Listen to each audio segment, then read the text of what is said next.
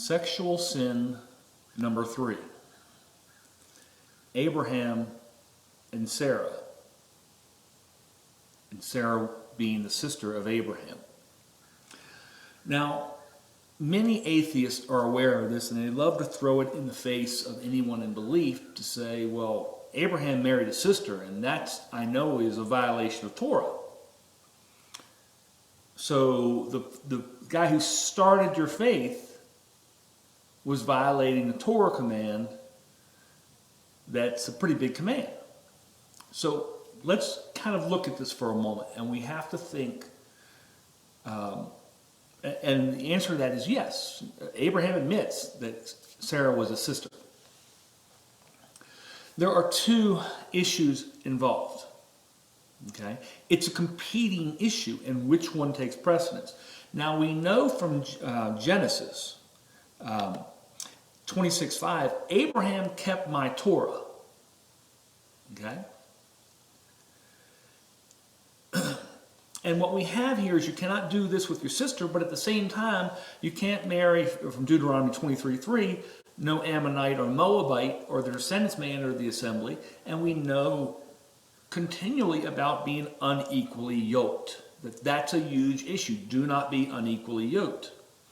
And again, we get that from the New Testament as well, but it's in the back, in the Old as well, because what's in the New is in the Old. Again, we get don't be unequally yoked in 1 Corinthians 6:14. But the issue here is, who was in faith at the time of Abraham? And that's the factor we have to start answering. And the world wasn't as big back then. And who was around for Abraham to be with that would have followed the faith? And that's where Sarah comes in as somebody following the faith. And so it wasn't just Abraham. Let's get this clear. It wasn't just Abraham. Because when Abraham was getting ready to die, he sent out his servant to go find the wife for Isaac. Doing the same thing, going back to his family to get somebody in the family because he knew they at least were following Torah. And when when Jacob went to find his wife, where did he go? He went back to Laban, however you say his name. But that's where he went, to his family, who he knew they were keeping Torah.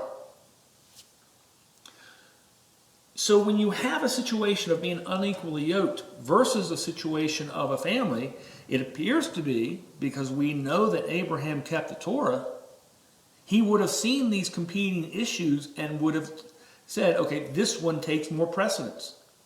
Having a wife that follows the Messiah and follows the Creator is more important than the other.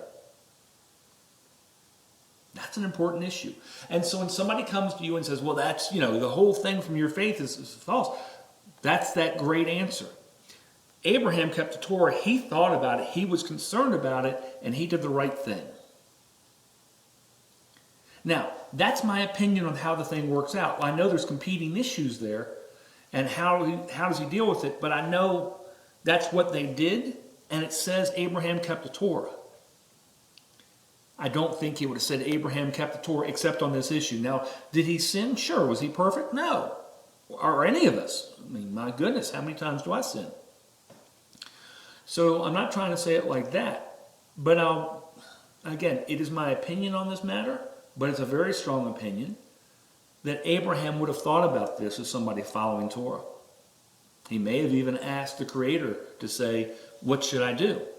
And may have been told. It doesn't tell us that. We can't add or subtract from the Torah.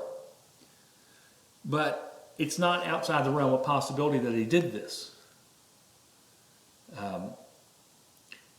Now, again, as to Abraham and his wife Sarah, it could have been any other way, and that maybe Abraham came later and started following Torah. Don't know. But I just can't imagine that that's a factor when Abraham sends his servant back to find a son for Isaac. So the fact he's doing that the second time, and the fact it happens the third time, and who is Who do we know as the creator and what the name is he gives for Moses? I'm the God of Abraham, Isaac, and Jacob. So all three of them chose to go back to family to get somebody in faith. Pretty impressive deal. That's my answer to those who bring up this issue for Leviticus 18 of cannot marry the sister or that close family relationship.